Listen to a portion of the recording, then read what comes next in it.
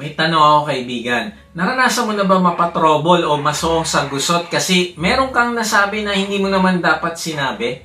Kung oo, sagot mo ay hindi ka nag-iisa. Dahil nangyayari talaga ito sa ating lahat. Lahat tayo merong nasabi na pinagsisihan natin at sinasabi na dapat pala hindi ko na lang sinabi yun.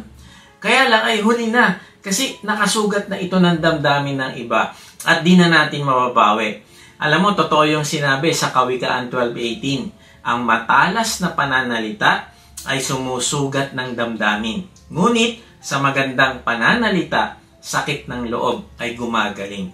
Narealize ko, ang dila natin ay parang bomba na nagpapasabog ng relasyon at sumisira sa ating reputasyon. Tama ba? Para siyang tabak o espada na pwedeng tumagpas o pumutol ng ating buhay. Ang bawat sinabi natin ay pwedeng magpalakas emotionally o magpahina ng kalooban. Tingnan mo, sabi sa Kawikaan 12:25, nagpapabigat sa puso ng tao ang pagkabalisa. Ngunit ang mabuting salita ay nagpapasaya sa kanya. Kaibigan, isipin mo yung araw na merong isang tao ang nagsabi sa iyo ng mabuting salita na sakto sa panahon ng panghihina mo. Di ba, nagkaroon ka ng pag-asa? At nagkaroon ka ng mga ngiti sa iyong labi. Now, isipin mo din, ang pagkakataon na masayang-masaya ka pero may taong nagsabi sa iyo ng mga reckless na pananalita. At ano naramdaman mo? Marahil na-discourage ka. Siguro hanggang ngayon, naaalala mo pa din ang masasakit na pananalita na sinabi sa iyo. Kahit maraming taon na ang nakalipas. Bakit? Kasi ang binitawan na salita na nakakasakit ay sumusugat ng malalim na mahirap alisin. Kaya kailangan nating mag-ingat sa ating pananalita. Isa pa, ang mga reckless words na sinabi natin ay kakalat at malayo ang mararating. Sabi nga sa Kawikaan 16:27, ang walang kabuluhang tao ay nagbabalak ng masama. Parang nakakapasong apoy ang kanyang pananalita. Maring napasok ka sa isang chismis patungkol sa iyo na kumalat na parang apoy sa maraming tao. Tandaan mo kaibigan, na ang mga salita ay hindi maglalaho na parang bula na nag-evaporate. Hindi, sa kabaligtaran. Ito'y gumagapang sa maraming tao at mahirap itong mapatay. Kaya nitong sunugin ang isang buong kagubatan o syudad. Parang yun nangyari sa California. May nagsabi, words have tremendous power for good and evil. They take on a life of their own and hang out there forever. Kaibigan, sobrang powerful ng pananalita. Sabi nga sa Kawikaan 18:21, ang kamatayan at ang buhay ay nasa kapangyarihan ng dila. Kaibigan, ang dila natin ay pwedeng gamitin natin para makapagbigay buhay o gamitin natin para makamatay ng buhay. Ang pananalita ay pwedeng magbigay ng pag-asa, magkaroon ng excitement sa future, magkaroon sila ng confidence sa Diyos at sa kanilang sarili, o sa kabaligtaran ay masunog lahat ang natitirang pag-asa nila sa sarili. Tayong mga mananampalataya ng Panginoong Yesus ay marapat lang na maging messenger of life.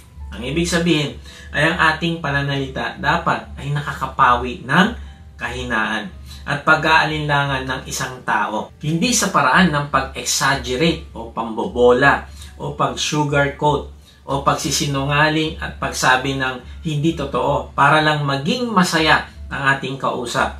Kundi, yung pananalita natin ay sisiguraduhin na makakapagbigay ng inspirasyon at kagalakan sapagat ito ay katotohanan. Alam mo ba na ikaw ay may malaking impluensya sa iyong makakausap? Kaya nga, pag-isipan mo, paano ko kaya magagamit ang impluensya ko sa iba para magkaroon sila ng buhay na puno ng pag-asa? Anong gagawin mo para maging isang tao ka na talagang tinatakbuhan para marinig ang payo at wisdom? Na kapag meron silang pinagdadaanan, ay talagang ikaw ang hinahanap. Kasi gumagaan ang pakiramdam nila pagkausap ka.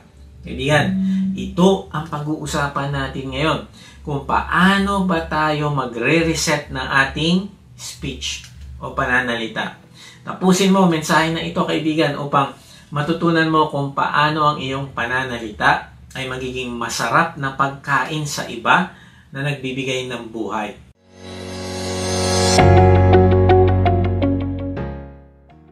Magandang araw muli mga ka-WOTG. Salamat sa Diyos sa inyong pagsubaybay sa mga mensahe ng ating Diyos dito sa ating vlog na may bagong upload every Monday 6 p.m. Sa mga hindi pa nakakilala sa akin, ako po si Kuya Mike.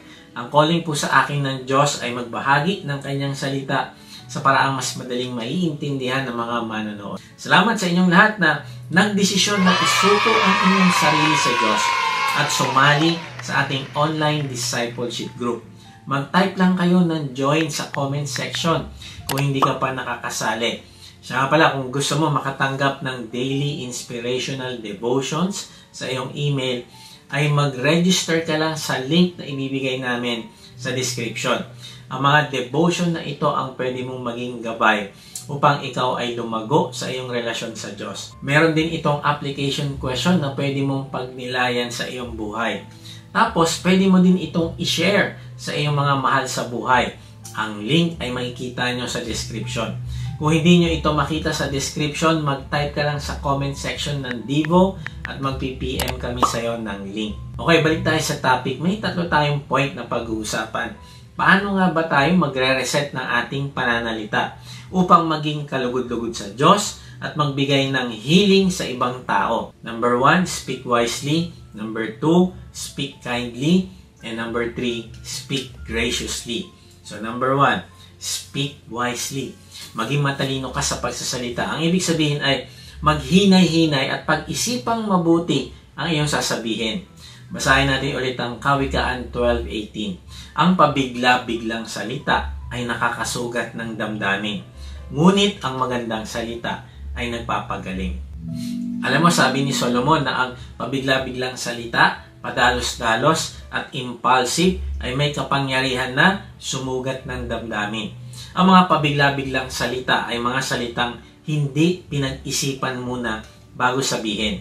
Ito ang mga salitang lumalabas sa ating bibig kapag tayo ay may karamdaman, pagod, naiirita sa sitwasyon, frustrated, feeling mo na iniisaan ka ng mga tao o iniisip mo na ginagamit ka lang ng iba at marami pang iba. Halimbawa, stressed ang isang magulang dahil sa maghapong trabaho. Tapos ang kanyang anak ay aksidenteng natapon ang juice sa sahig. Now, minsan ang lumalabas sa bibig ay ganito. Wala ka na ba talagang gagawing tama? Palagi ka na lang magkakalat? Alam mo, masusugatan mo ang iyong anak. Makakaramdam siya ng kahihiyan at makakaramdam din siya ng kawalan ng silbi. O kaya ang isang asawa na nagkaroon sila ng argumento patungkol sa pera. Ikaw talaga, sobrang sama mo. Maghawak ng pera. Hindi ka talaga mapagkakatiwalaan. Kaibigan, nakakasugat ito ng malalim sa damdamin ng iyong asawa. O kaya, nakalimutan ng asawa mo ang inyong anniversary. Wala ka talagang pakialam sa akin. Buti pa, maghiwalay na lang tayo. Kaibigan, ang reckless word na gaya nito ang sumisira sa relationship. O kaya, nagkamali kasamaan mo sa trabaho. Ano ba yan? Kailan mo ba maitatama ang iyong trabaho? Lahat kami dito ay nadidelay sa'yo. Reckless words. O kaya, kung ikaw ay boss na nadismaya sa performance ng isang empleyado. Ito sinasabi ko sa'yo, kapag hindi mo nagawa ng tama ang pinapagawa ko sa'yo, ay malamang hindi ka bagay sa trabaho na ito. Reckless words. O kaya, nagtatanong sa'yo, ang kasama mong volunteer sa church. Tapos sabi mo, ano ba yan? Ilang taong ka na dito sa church? Dapat alam mo na yan. Nagbabasa ka ba talaga ng Bible? O kaya, nakita mo, mababa ang grades ng iyong anak. Anak, bakit di ka tumulad sa kapatid mo? Matalino sila. Alam mo, ang comparison ay nakakasira sa relasyon. Alam mo, ganito mga pananalita ay nakakapagpababa ng confidence at nakakapagpawala ng motivation. Pero tingnan mo, sa kabaliktaran, ay ayon sa talata ay ang wise words o magandang salita ay nagpapagaling. So, ano ba itong mga healing words na ito? Ito ay ang matatalinong salita. Mga salitang maingat na pinili para marinig ng isang tao na nangangailangan nito. Hindi ito minadali at sinabi dala ng emosyon, kundi ito ay mga salitang nagre-reflect ng pananaw ng Diyos sa mga sitwasyon ng buhay. Halimbawa, ang anak mo ay nag-fail sa kanyang exam. Anak, okay lang na nagkamali ka sa exam. Andito lang ako para alalayan ka at turuan.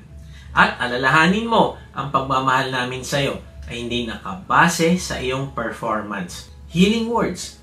Kapag ang asawa mo hindi nararamdaman ang pag-appreciate mo sa kanya, pwede mo sabihin, "Sweetheart, salamat sa lahat ng ginagawa mo sa ating family."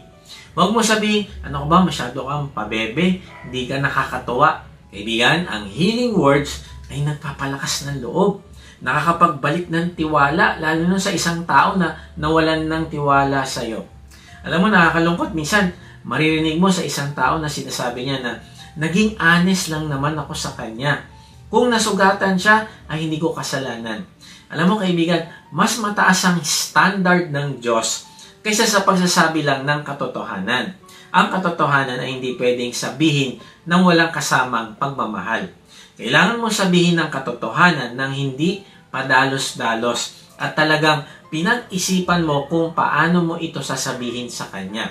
Sinisigurado mo muna na maramdaman niya talaga ang pagmamahal mo at concern bago mo pa sabihin ang katotohanan. Sabi sa Kawikaan 15:1, "Nakakapawi ng puot ang sagot na malumanay, ngunit nagbubunsod sa galit ang salitang magaspang." Kaibigan, sa pagsasabi mo ng katotohanan sa isang tao, ay ginagawa mo ba ito dahil mahal mo ang isang tao at gusto mo siyang mapabuti, o sinasabi mo lang ito dahil gusto mo lang malaman niya na siya ang mali at ikaw ang tama? Kung anak mo ay natalo sa isang competition, iparamdam mo sa kanya na ang pagmamahal mo ay hindi nakasalalay sa kanyang trophy o award. "Anak, kahit anong mangyari, ay hindi magbabago ang pagmamahal ko sa iyo. I'm so proud of you." Alam mo, kapag ganito sinasabi mo sa iyong anak, mararamdaman nila ang pagmamahal mo sa kanila. Mararamdaman nila na ang pagmamahal mo sa kanila hindi nakasalalay sa kanilang achievements. Kaibigan, alalahanin mo ito. Ang healing words ay nanggagaling sa isang healthy heart. Ang ibig sabihin, ang isang tao na wise sa kanyang pananalita ay merong isang malusog na puso. Nagbubunga ang isang malusog na puso ng malusog na bunga. Sa kabaligtaran, hurtful words come out of a hurting heart. Ang mapanakit na pananalita ay galing din sa pusong nasaktan. Ang mga taong may puot sa dibdib ay pinanggagalingan din ng mga may puot na pananalita.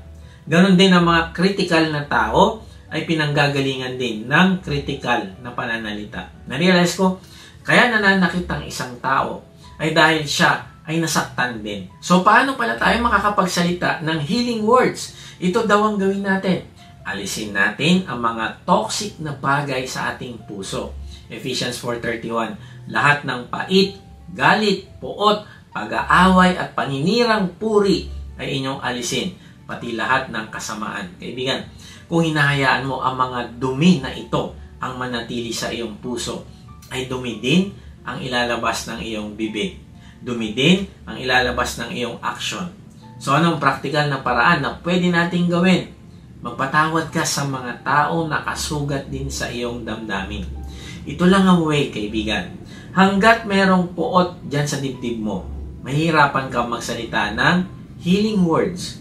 Kaya nga sa halip na galit, ay ito ang gawin natin. Sabi sa Colossians 3:12, "Kaya bilang mga banal at minamahal ng mga pinili ng Diyos, dapat kayong maging mapagmalasakit, maganda ang kalooban, mapagkumbaba, mabait, at mapagtiis." Kaibigan, kung ikaw ay nanampalataya sa Panginoong Hesus, ikaw ay banal. Ang ibig sabihin ng salitang banal ay hindi yung may halo ka sa ulo, kundi ang ibig sabihin ay hiniwalay ka ng Diyos. Now, para sa ang purpose? Para sa kabanalan at layunin niya para sa buhay mo. Hindi ka naging banal dahil sa ginawa mong kabutihan, kundi naging banal ka dahil sa ginawa ng Panginoong Hesus para sa iyo. Then, ito pa maganda. Sabi sa talata ay, pinili ka niya. Ang ibig sabihin ay kabilang ka na ngayon sa kanyang pamilya. Siya ang pumili sa iyo. Then, pansinin mo ang salitang minamahal. Grabe. Ang reason kaya ka hiniwalay at ginawang banal ay dahil sa pagmamahal sa iyo ng Diyos. Now, dahil daw dito, ay ano naman ang karapat-dapat na tugon mo sa kabutihan ng Diyos sa iyo? Sabi ay, dapat daw tayong maging mapagmalasakit, maging compassionate tayo sa iba. Ang ibig sabihin, kung minahal ka ng Diyos, ay magmamahal ka din at magpapakita ng totoong malasakit sa iba at hindi lang laging nakatingin sa iyong sariling kapakanan. Then, ang sabi ay, maganda ang kalooban. Papanatilihin mo ang iyong integrity. Sa ganitong paraan ka magtatrato ng ibang tao. Magiging mapagpakumbaba ka din sa ibang tao at ang sabi pa ay maging mabait. Ito ay isang picture na kahit meron kang kakayahan na gumanti o saktan ang taong naka-offend sa'yo, ay titiisin mo na lang at palalampasin. At ang panglima ay maging mapagtiis. Then, sabi sa susunod na verse, magpasensyahan kayo sa isa't isa at magpatawaran kayo kung may hinanakit kayo kanino man. Dahil pinatawad din kayo ng Panginoon. Ang sabi ay, magpatawaran kayo. Bakit? Kasi ayon sa talata ay, dahil pinatawad din kayo ng Panginoon. Ang ibig sabihin ay ang lahat ng ginagawa ng Diyos sa iyo ay gagawin mo din sa iba. Minahal ka ng Diyos na walang kondisyon, kaya magmahal ka din ng walang kondisyon. Kinahabagan ka ng Diyos, kaya maging maawain ka din sa iba. Pinatawad ka ng Diyos, kaya magpatawad ka din. Ang dahilan kaya pinakita ng Diyos ang kanyang pagpapatawad sa iyo ay para gawin itong halimbawa ng pagmamahal niya sa iyo na dapat mong gawin din sa iba. At kapag meron kang mapagmalasakit, magandang kalooban, mapagkumbaba, mabait, mapagtiis, at mapagpatawad na puso, ang lalabas sa iyong bibig ay healing words. Pangalawa, hindi ka lang magpapatawad, kundi tatanggapin mo ang mga tao at bagay na hindi mo mababago. At sa halip ay magtitiwala ka sa Diyos. Hindi mo na mababago ang nakaraang pagkakamali ng isang tao. Tama ba? Kaya sa halip na mag-focus ka sa pag-criticize sa nagawa niyang mali sa nakaraan, ay mag-focus ka sa pag-encourage sa kanya at pagpapakita ng pagmamalasakit at pagmamahal. Tapos isa pa, hindi mo din mababago ang pisikal na anyo ng isang tao. At kung may karamdaman siya at limitasyon, hindi mo din sila mababago. Kaya sa halip na pagsikapan mong baguhin sila, tanggapin mo sila at mahalin. Hindi ibig sabihin na hindi mo sasabihin sa kanila ang katotohanan kung meron silang kasalanan. Pero ipapakita mo muna sa kanila ang totoong pagmamalasakit. Kaibigan, may mga bagay na hindi ka mababago sa iyong asawa. Kaya tanggapin mo ito at ipagkatiwala sa Diyos. Maaaring ang isang ugali na yan ay ginagamit ng Diyos para ka baguhin. Mag-focus ka sa pagpapakilala sa Kanya sa Diyos at huwag kang mag-focus sa pagpuna ng pagpuna na nagiging sanhi ng inyong away. Ibigan, bago ka magsalita ay think. Ano ibig ko sabihin? Tanungin mo itong mga tanong na ito sa sarili bago ka magsalita. Letter T, is it truthful? Totoo ba ito? Baka nabigla ka lang at nanghusga agad dahil nadala ka ng emosyon mo. H, is it helpful?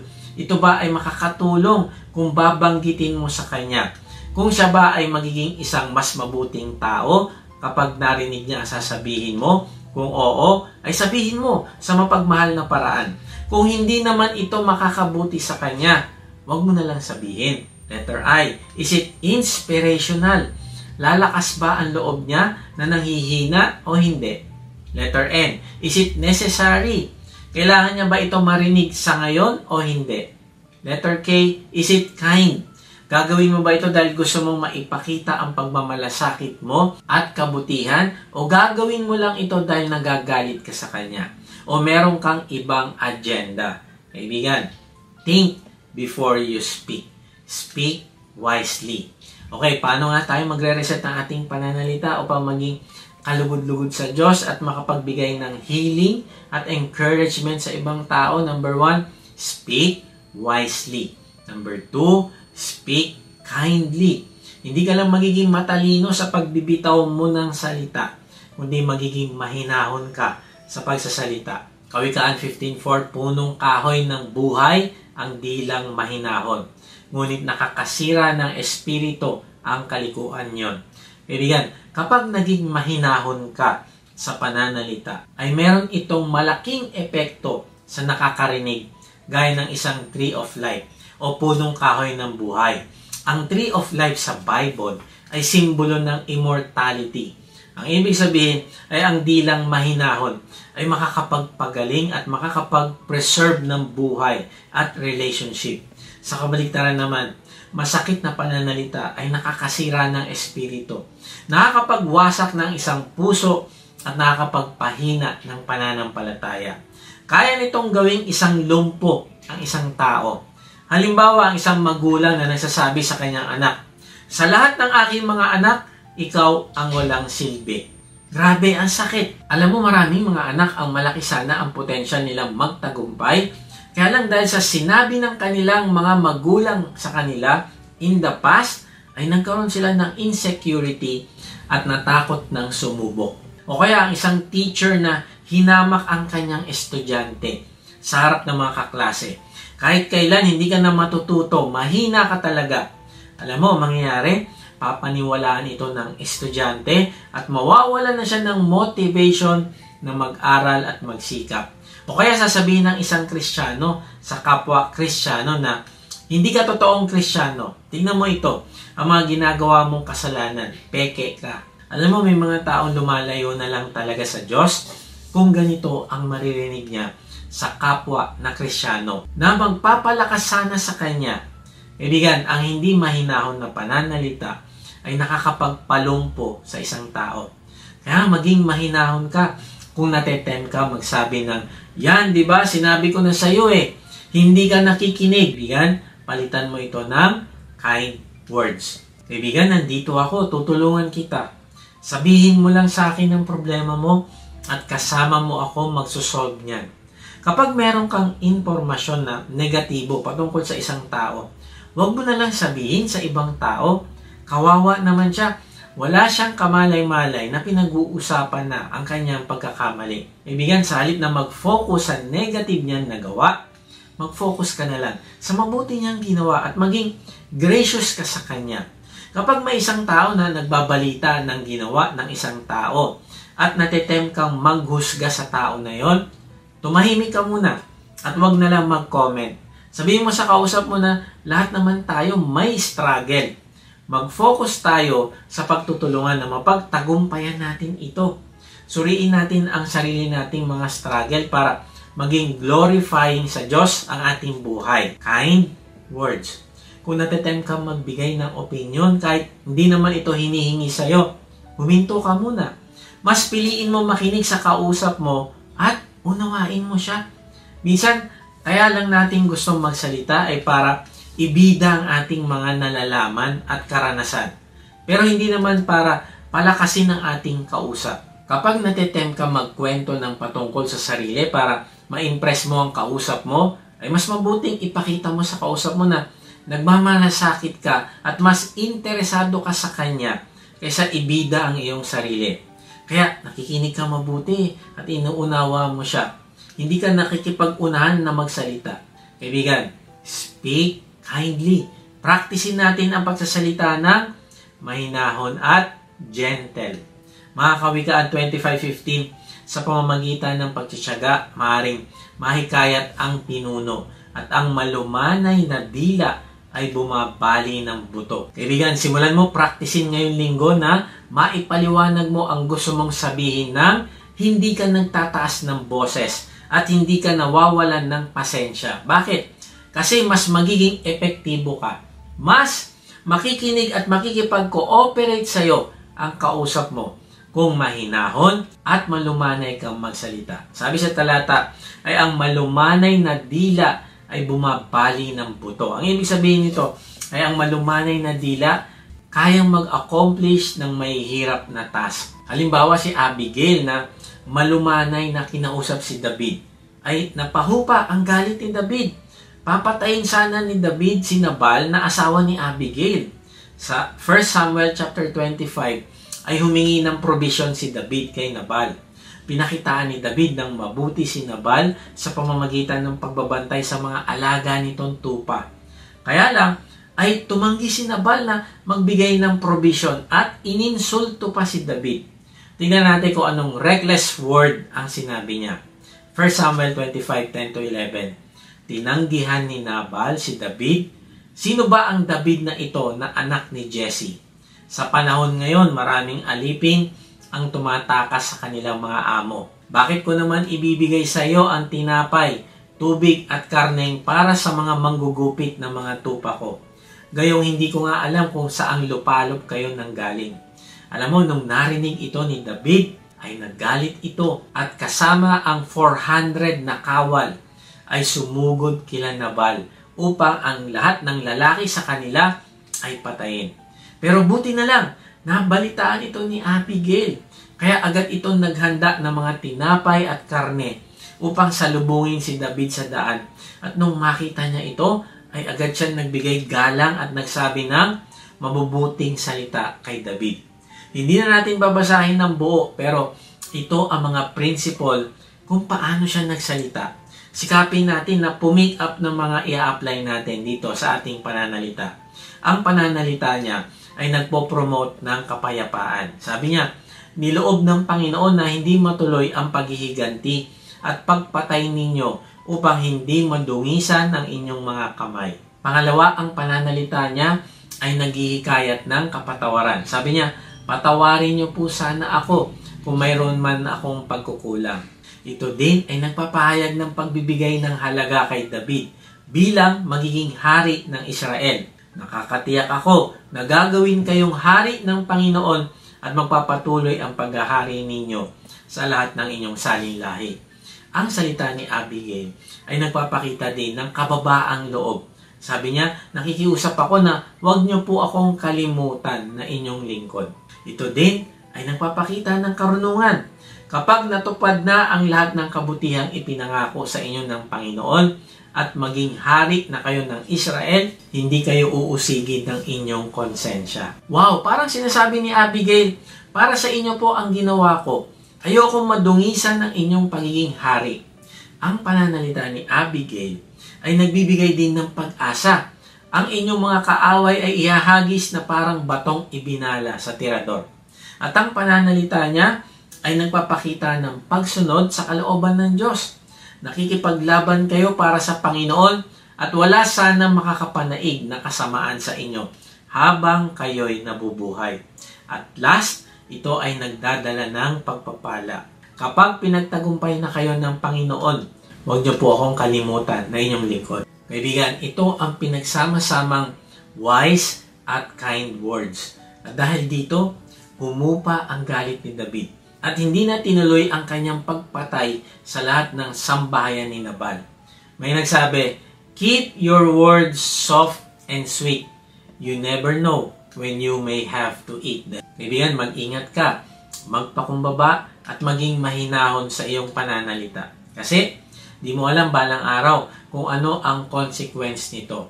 Kung malupit ka sa pag-criticize ng iba sa kanilang pagkakamali, ay kung ikaw naman ang nagkamali at kinriticize, naku, mararamdaman mo din kung gaano kasakit ang makriticize. Maaaring sobrang higpit ka sa iba. Gusto mo sila maging perfect. Pero pagdating sa sarili mo, nagbibigay ka ng excuse. Sabi sa Kawikaan 12:16, ang hangal ay madaling magalit kapag iniinsulto. Ngunit ang taong may karunungan ay hindi pinapansin ang pang-iinsulto sa kanya. Alam mo, ako din, kailangan ko lumago sa area na ito. Kasi halimbawa may nang iinsulto o nagpakita sa akin ng pagsusungit sa isang restaurant, ay may tendency ako pumatol. Kasi naiinis ako at gusto kong patulan. Pero ang sabi sa Bible ay hangal ako kung gagawin ko yun. Ang ibig sabihin ay hindi pala tayo dapat maging proud. Kung meron tayong nasungitan na cashier, driver, customer service, at iba pa. Bakit? Kasi lumalabas tayo ang mas hangal. Kasi sila, hindi nila kilala ang Panginoong Hesus, pero tayo na mga pinili, ginawang banal ng Diyos, ay hindi natin ito sinasabuhay. Na-realize ko kasama na ako dito na mabilis ang mga tao mag-criticize ng iba sa kanilang struggle, porket hindi nila ito struggle. Kahit alam natin sa ibang bagay naman, may kahinaan din tayo. At least, ako, hindi ko ginagawa yan. Ako, maayos ang aking pamilya. Ito ginagawa ko. Alam mo kaibigan, may tendency tayong maging self-righteous. Kapag nakatingin tayo sa kahinaan ng iba, pero sa ating sariling kasalanan, ay hindi tayo sensitive. Kaibigan, speak kindly. Minsan, may mga bagay na pwede mo namang palampasin at wag na lang palakihin. Imagine mo ito, pag ang lahat ng kapatiran ay natututong mag-let go, naku, lalago tayong lahat sa pagmamahalan. Hindi ko sinabi na to-tolerate natin ang kasalanan. Oo, sasabihin natin ito sa mapagmahal na paraan. Pero hindi ito dapat pinag-aawayan. Kung hindi man siya nakinig sa'yo, let go. At patawarin mo siya at patuloy na mahalin. Sabi sa Kawikaan 19:11, kung ikaw ay mahinahon, nagpapakita lang na marunong ka, at kung pinapatawad mo ang nagkasala sa iyo, makapagdudulot ito ng karangalan sa iyo. Kaibigan, marahil tinitingnan mo ang mga taong merong matataas na pinag-aralan at posisyon na sila ang may wisdom. Pero tingnan mo, pwedeng ang may wisdom ay ikaw. Ayon sa talata, kung mahinahon ka, ay nagpapakita na marunong ka. At kapag napapatawad mo at napapalampas sa mga kasalanan sa iyo ng ibang tao, ayon sa talata, ito ay karangalan sa iyo. Halimbawa, kung ikaw ay isang tatay, nahuli mo ang iyong anak na nangungupit o kumukuha ng gamit sa inyong bahay para ibenta at ipambili ng bisyo. Sa halip na mag-react ng paggalit, ay umupo kayong dalawa ng iyong anak sa isang kwarto at kinausap mo siya. Sinabi mo sa kanya ang iyong disappointment dahil sa mali niyang ginawa. Pero sinabi mo din na pinapatawad mo na siya at gusto mo siyang tulungan upang mapagtagumpayan ang pagbabago. Alam mo, ang anak mo ma-appreciate ang iyong pagpapatawad, pagmamahal at pagiging mahinahon. At ito ang power. Ito ang magtutulak sa kanya para magsikap na magbago. At sa ginawa mong ito na kinakitaan ng wisdom, pagmamahal at pagiging mahinahon, ay ito din ang magbibigay sa iyo ng parangal o glory ng mga taong nakaalam ng pangyayaring ito. Halimbawa, kung ikaw naman ay isang empleyado na iniinsulto ng isang coworker at napahiya sa harap ng maraming tao, pero sa halip na makipagsigawan at magalit din, nanatili kang kalmado. Pagkatapos nito ay nilapitan mo ang iyong katrabaho at sa isang silid ay nag-usap kayo. Sinabi mo kung paano ka nasaktan sa sinabi niya. Pero pinapatawad mo na siya at wala ka sama ng loob na kinikimkim sa kanya. Alam mo, ang ganong aksyon ang nagpapanumbalik ng kapayapaan. At hindi lang yon, kundi ito ay ibibilang na glory o karangalan para sa iyo. Dahil aanihin mo ang respeto ng iyong mga katrabaho. Bakit? Kasi nagpapakita ka ng humility, nagpapakita ka ng grace, at nagpapakita ka ng kindness. Kaibigan, meron ka bang tao na kailangan mong kausapin ngayon at humingi ng kapatawaran? Gawin mo na ito ngayon. Sabi sa talata, ay kung pinapatawad mo ang nagkakasala sa iyo, makapagdudulot ito ng karangalan sa iyo. Kaibigan, speak kindly. Okay, paano tayo magre-reset ng ating pananalita upang maging kalugod-lugod sa Diyos at makapagbigay ng healing at encouragement sa ibang tao? Number 1, speak wisely. Maging matalino ka sa bibitawan mong salita.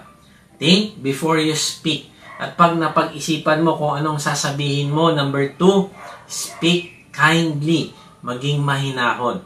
Practicein mo na masabi mo kung ano pa talaga ang punto mo sa paraang mahinahon. Bakit ko nasabi na practicein natin, kasama na ako doon, Kasi hindi siya instant. Kailangan natin gawin ito at ulit-ulitin every time na natitempt tayo sumagot o magsalita ng padalos-dalos. Kaya nga, hinga muna at mag-isip ng sasabihin at gawin ito sa mahinahon na paraan. The more mo ito ginagawa, the more ka magiging disiplinado. At the more mo ito magiging habit. At finally, pangatlo, hindi ka lang magiging mahinahon, kundi speak graciously. Ang salita mo ay maging kaaya-aya na kumbaga sa pagkain ay babalik-balikan ng makakapakinig dahil ito ay nagbibigay ng kalusugan sa kaluluwa ng mga nakakarinig. Sabi nga sa Kawikaan 16:24, ang kaaya-ayang mga salita ay parang pulot-pukyutan. Katamisan sa kaluluwa at sa katawan ay kalusugan. Alam mo, ang ginamit ni Solomon na description sa isang kaaya-aya na pananalita Ang ibig sabihin, ito ay masarap, matamis, nagbibigay ng healing sa isang katawan. May nagsabi na, pleasant words are sweet to the soul. Tama naman, ano? Kasi sa kabaligtaran, kapag ikaw ay may kasama na negative na tao, ang kanyang pananalita ay nakakapanghina. Nagiging sanhi ng kawalan ng pag-asa. Nagiging sanhi na mawala ang motivation. Ang saya-saya mo pagpasok sa opisina, pero nang nakausap mo ang isang kasamahan o ang iyong boss mismo, nawala lahat ng sigla mo. At maaaring ang kondisyon ng puso ng boss mo o ng katrabaho mo, negative din nung sandali na yon.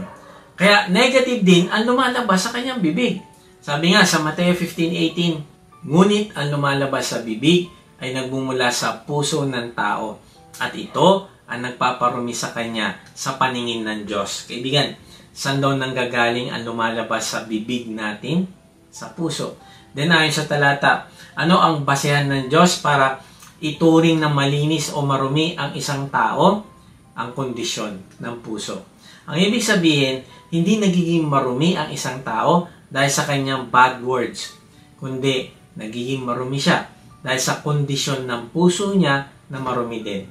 Kaya nga, kung susuriin mo ba ang iyong pananalita at ilalagay mo ito sa timbangan, sa kaliwa ang mga positive o healing words at sa kanan ay mga negative o hurtful words, imagine mo, ano kaya ang mas mabigat? Yung kanan o kaliwang timbang? Ibigan, kung sa tingin mo ay mas mabigat ang negative words, kailangan mo simulang magbago at maging gracious sa pananalita. Now, ang tanong ay paano? Ibigan, humiling ka ng discerning heart. Hindi mo kayang baguhin ang sarili mo sa pamamagitan ng pagko-concentrate na maging malakas at magaling ka na mag-control ng sarili. Hindi, kaibigan. Ang puso ang may problema at hindi ang bibig. Kailangan mo at ako ng heart surgery para maging gracious tayo sa pananalita. Naranasan mo na ba pumasok sa isang kwarto na madilim? Tapos naninibago ka kasi galing ka sa labas na maliwanag. Kaya pagpasok mo, sobrang dilim. Pero habang tumatagal, napapansin mo na hindi naman pala ganun kadilim. At nasasanay ka na dahil naaaninag mo naman ang mga laman sa loob ng kwarto na yon. Alam mo, ganyan din ang puso natin na nag-a-adjust sa mga bagay ng mundo. The more ka nananatili sa dilim, ganon din siya nasasanay na sa dilim. Hindi mo na alam kung ano ang tama at mali. Kung noong bagong Kristiyano ka, ayaw mo nakakarinig ng murahan, chismis, green jokes, rated X o rated R na panoorin at iba pa, ay ngayong dumaan ang maraming taon ng pagiging Kristiyano mo, ay ganon ka pa din ba ka-passionate na alisin sa buhay mo ang mga ganitong bagay? O sa kabaligtaran, hindi mo na napapansin kasi nasasanay ka na sa kanila. At dahil hindi na ito big deal sa iyo ngayon, ay hindi mo na tuloy ma-discern o malaman kung ano ang tama at hindi. Kaya nga, kailangan mo hilingin sa Diyos ang discerning heart. Sabi sa awit 1:1966, turuan mo ako ng mabuting pagpapasya at kaalaman sapagkat ako'y sumampalataya sa iyong kautusan. Kaibigan, ito maganda. Pwede nating hilingin sa Diyos ang discernment o mabuting pagpapasya. Kung hindi ka hihingi ng discerning heart, kaya akalain mo na yung mga bagay na hindi kalooban ng Diyos na ginagawa mo ay tama. Hindi mo namamalayan na ang iyong puso ay nagiging madumi na. At pag naging madumi ito, ay magiging madumi din ang lalabas sa iyong bibig. Hindi ka magkakaroon ng wise, kind, at gracious words. Sabi sa Colossians 4:6, ang inyong pananalita naway laging may biyaya na may timplang asin upang inyong malaman kung paano ninyo dapat sagutin ang bawat isa. Ang ibig sabihin ng salitang may biyaya o grace ay mga salitang nagdudulot ng kagalakan, kasiyahan, tamis, ligaya at kagandahan. Punong-puno ito ng pagmamahal at nakakapagpala sa isang tao. Ang ibig sabihin pala, to be gracious is to be like God. Ang salitang grace ay picture ng kung paano tinatrato ng Diyos ang mga Israelita na matitigas sa mga ulo noon. Pero minahal pa din sila ng Diyos. Sabi nga ni David sa Psalm 145:8, the Lord is gracious. Kaibigan, kapag tayo ay gracious, tayo ay patient at hindi madaling magalit. At kapag gracious tayo sa pananalita, ay nagiging kalarawan natin ang Panginoong Yesus. Bakit? Kasi to be gracious is to be like God. Yun ang nature ng Diyos. May isang pelikula patungkol sa isang bata na 8 years old pa lang, naging isang national chess champion. Kaya lang ang kanyang nanay ay gusto siyang gamitin sa pansariling ambisyon. At isang araw nga dahil sa kanyang pamimilit sa anak na maging perfect, ay nagkaroon sila ng sagutan. At alam mo, sabi nung nanay sa anak niya, you are nothing. You are nothing at all. Wala kang kwenta at wala kang mararating. Alam mo, kinuwento ng bata na simula noon nang nangyari yon, ay ang lahat ng kapangyarihan, kakayahan, confidence, at hope sa future nawala. Sabi niya, the best part of me disappeared. Dahil lang sa isang uncaring words, ay nasira ang kinabukasan ng bata. Kaibigan, huwag mo sabihin kahit kanino ang salitang, you are nothing. Masakit ito at nakakasira ng buhay ng ibang tao.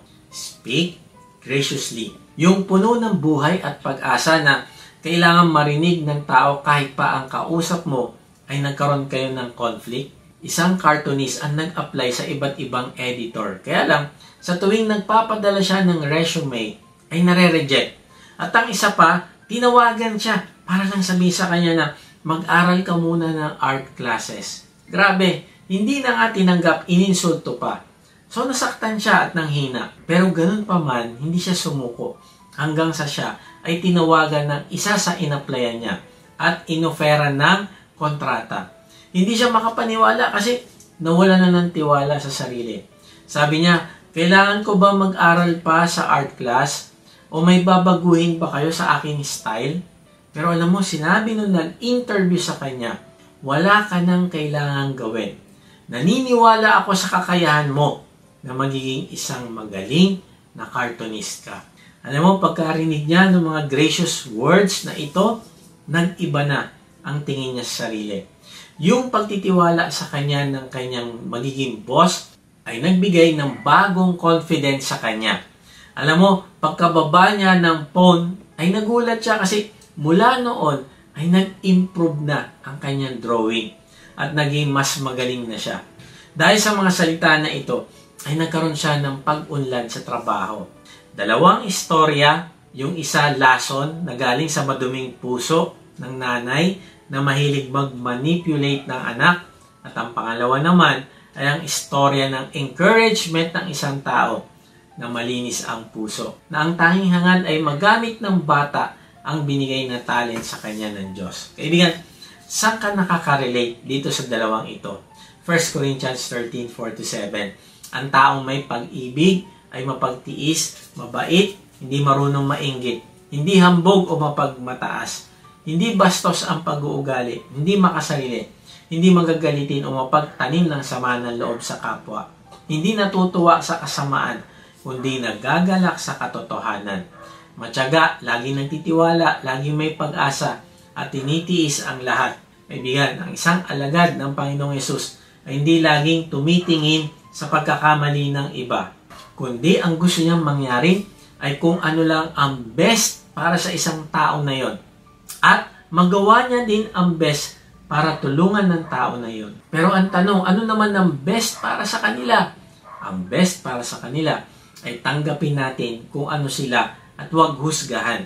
Bakit? Kasi kadalasan hindi naman sila yung kung ano man ang iniisip mo sa kanila. Kadalasan di na lang natin inaamin pero napag-aalaman mo na mali naman pala iniisip mo sa isang tao. Kaibigan, speak graciously. May isang lalaki na sobrang harsh magsalita sa kanyang asawa. Minsan may sinasabi ang kanyang asawa na magandang idea. Pero bigla siyang pinutol sa pagsasalita at sinabi na, nonsense naman ang mga idea na yan. Tigilan mo na yan. Huwag na natin pag-usapan. Alam mo, biglang tumahimik ang asawang babae at umalis. Yun namang lalaki nagpatuloy sa panonood ng paborito niyang sport sa TV. Maya-maya lumapit ang asawang babae. May dalang isang sandwich, chips, at coke na nakalagay sa isang tray. Inilapag ito ng babae sa kanyang hita at sa kanya hinalikan at sinabi, I love you. At umalis na ang babae. Grabe, na-shock ang lalaki. At sinabi nito sa sarili na, mali ito, hindi dapat ito nangyari. Pakiramdam ko, sobrang sama kong tao. Sabi niya, yung kabaitan at pagiging gracious ng asawa ko ay nagpalambot ng puso ko. At ang ginawa niya, sinundan niya ang kanyang asawa at nag-apologize. Kaibigan, kindness is powerful. Sabi ni Mark Twain, kindness is a language which the deaf can hear and the blind can see. Kaibigan, simulan mo practicein ang gracious words. Pag dinala ka ng pagkain ng waiter, magpasalamat ka. Bigyan mo ng tip. Ang asawa mo, kausapin mo, sabihin mo sa kanya na na-appreciate mo siya sa ginawa niya para sa iyong pamilya. Sa iyong katrabaho, sabihin mo, salamat sa iyong hard work. Tapos kung ikaw ay may negative na concern sa ibang tao, hindi mo na kailangan sabihin ang frustration mo sa tao na yon sa iyong asawa. Bakit? Kasi mag-iiba ang tingin niya sa taong pinag-uusapan nyo. O kaya naman maapektuhan siya at siya naman ang mag-aalala. Merong isang seminary professor na magaling magturo ng konsepto ng grace. Pagkatapos niya ipaliwanag ang kaligtasan, ay nagbigay siya ng isang examination. Ang instruction niya sa mga estudyante ay, bago sumagot sa test paper, ay basahin muna lahat ng pages hanggang dulo. So, ganun nga ginawa ng ilang estudyante. Habang binabasa nila ang mga tanong, ay talaga namang na-realize nila na sobrang hirap ng mga katanungan. At siguradong di nila kayang sagutan ang mga questions doon. At dahil dito, sigurado babagsak sila. At binasa nga nila ang mga tanong hanggang dulo. At laking gulat nila dahil nakasulat sa dulong page ng test paper na meron kang choice. Sagutan mo lahat ng tanong para maging basehan ng grade ko para sa iyo o pirmahan mo lang ang dulo ng test paper na ito at ipasa sa akin. At bibigyan kita ng A na grado. Alam mo, may ilan na na-shock pero naniwala sila sa grace o biyaya ng prof nila. Kaya tahimik na pinirmahan nila ang papel at di nila sinagutan ang mahirap na exam at lumabas na ng kwarto. Matapos ang exam, binahagi ng guro ang iba't ibang karanasan niya sa mga estudyante patungkol sa kanilang ginawa na exam. Sabi ng guro na may mga estudyante na sinagutan agad ang mga tanong nang hindi binasa muna lahat. Talagang pinaghirapan at pinagpawisan nila ang pagsagot ng 2 oras bago nila maabot ang last page. Ang ilan, 2 page pa lang ang nababasa ay nagalit dahil sa hirap ng mga tanong sa exam at pinasa na nila agad ang kanilang paper nang walang sagot at walang pirma. Hindi na nila nakita kung ano ang available sana para sa kanila kung dumating sila doon sa last page. May ilan naman na binasa ang exam hanggang dulo at nabasa din ang special note. Pero ayaw nila tanggapin ang gift at grace at mas pinili pa din nilang sagutan ang exam. Gusto niyang sa sariling sikap niya makuha ang kanyang grade. Kaibigan, ganito din ang mga tao mag-react patungkol sa solution na binigay ng Diyos, patungkol sa kasalanan. May iba pag nalaman ang mga ilang utos ng Diyos, ay agad sasabihin, di ko yan kaya, mahirap. Lalayo na sa Diyos. Ang iba nabasa ang buong kautusan at ang regalo ng Diyos na buhay na walang hanggan. Pero, hindi pa din tinanggap ang regalong buhay na walang hanggan at pinilit sundin ng kumpleto ang kautusan ng Diyos. Ang dahilan, para daw sila magkaroon ng buhay na walang hanggan. Pero alam mo, ang taong nagpirma na lang sa kanilang exam ay naniwala sa professor sa kanyang sinabi. At dahil sa pagtitiwala sa prof nila, ipinasa sila ng professor ng may mataas na grade. Di ko alam sa iyo, kaibigan. Pero ako, gusto ko papasukin ako ng Diyos sa langit. Hindi dahil sa mga ginawa ko o gagawin ko mabubuting gawa. Bakit? Dahil hindi sasapat ang gagawin kong pagsunod at mga mabubuting gawa. Hindi ito makakapagbayad sa aking kasalanan. At hindi ko kayang maging perfecto. Kaya mas pipiliin ko na ipagkatiwala ko sa Panginoong Yesus ang aking kaligtasan.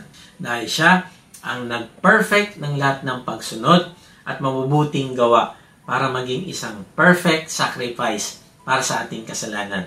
Pipirma na lang ako. Ang ibig sabihin, mananampalataya ako sa Panginoong Yesus. Kaibigan, manampalataya ka na namatay ang Panginoong Yesus, nilibing at muling nabuhay para sa kapatawaran ng iyong mga kasalanan. Pag ginawa mo ito, bibigyan ka ng buhay na walang hanggan. Bakit? Dahil sa grace o biyaya ng Diyos na binigay sa iyo at hindi sa sarili mong kakayahan. Kaibigan, kung nais mong mapabilang sa kaharian ng Diyos, ay ipahayag mo ang pananampalataya mo sa Panginoong Hesus sa pamamagitan ng panalangin. Kahit nasan ka ngayon, sabihin mo ito sa Kanya. Panginoong Hesus, inaamin ko po na ako'y makasalanan. Patawarin niyo po ako. Nananampalataya po ako na ikaw ay gracious o mabiyayang Diyos, na ikaw ang nagbayad ng aking kasalanan sa krus. Ngayon nga, binubuksan ko ng aking puso. Pumasok ka't manahan sa akin. Tinatanggap kita bilang aking Panginoon at tagapagligtas. Simula ngayon ay tatalikdan ko ng aking kasalanan. Tulungan mo ako na lumago sa aking relasyon sa iyo. Amen. Kung sumabay ka sa panalangin natin bilang pananampalataya at pagtanggap mo sa Panginoong Hesus, ay mag-iwan ka sa comment section ng salitang accept para makilala ka namin at masama sa aming panalangin para sa iyong paglagawang spiritual. Kung na-bless ka naman sa message na ito, ay inaanyaha kita mag-subscribe sa aking YouTube channel upang ma-notify ka pag may bago na kaming video. Ibahagi mo din ang mensahe na ito sa iba ng mga nanghihina, nangangamba sa buhay, at nasa kapigatian upang ma-encourage sila na lumapit sa Diyos na nagmamahal sa atin.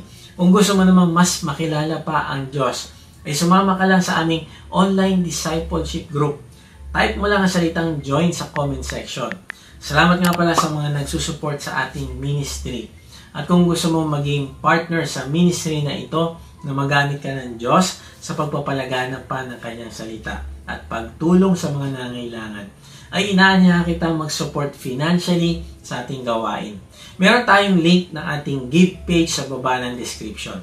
Pag hindi nyo nakita ang link, ay mag-type lang kayo ng partner sa comment section at papadala namin kayo ng link.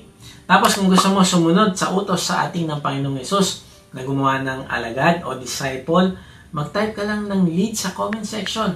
At alam nyo ba na maraming magagandang topic ang pinag-uusapan natin tuwing Wednesday, 7:30 via Zoom. Naku, mabibless kayo dito at lalago. Open po ito para sa lahat. Check nyo ang link ng Zoom sa description. Sa ating pagtatapos, iwan ko to sa iyo. Sabi ni Sean McDowell, "We don't speak truth to sound smart, win an argument, or silence people. Rather, we speak truth because truth is what brings freedom. And when we speak truth, we are called to do so in love, as Jesus did." Ibigan, simulan natin i-reset ang ating pananalita ngayong taon na ito. Gawin natin ang ating pananalita ay parang honey na babalik-balikan dahil puno ito ng katotohanan na makakapagpagaling at makakapagpalakas. Paano natin ito gagawin? Una, speak wisely. Huwag ka padalos-dalos sa pananalita. Mag-isip ka muna kung ito ba ay makakabuti sa iyong kausap, nagpapakita ba ito ng pagmamahal, at wala ka bang hidden agenda. Kaya mo sinasabi ang truth sa kausap mo. Pangalawa, speak kindly. Maging mahinahon. Maaaring tama ang iyong sinasabi, pero kung ang paraan mo ng pagsabi ay mali at wala sa timing, hindi yan magbibigay ng kalakasan, kundi panghihina sa kausap mo. Pangatlo, speak graciously. Ang laman ng iyong pananalita ay puno ng encouragement dapat sa kausap mo. Hingi ka ng discerning heart sa Panginoong Hesus upang malaman mo ang tama na sasabihin mo ayon sa ikalalakas ng kausap mo. Pag ginawa mo ito, magkakaroon ka ng matibay na relasyon sa ibang tao. Maging isang tao ka na gugustuhin na kausap dahil ang pananalita mo ay nagbibigay ng buhay.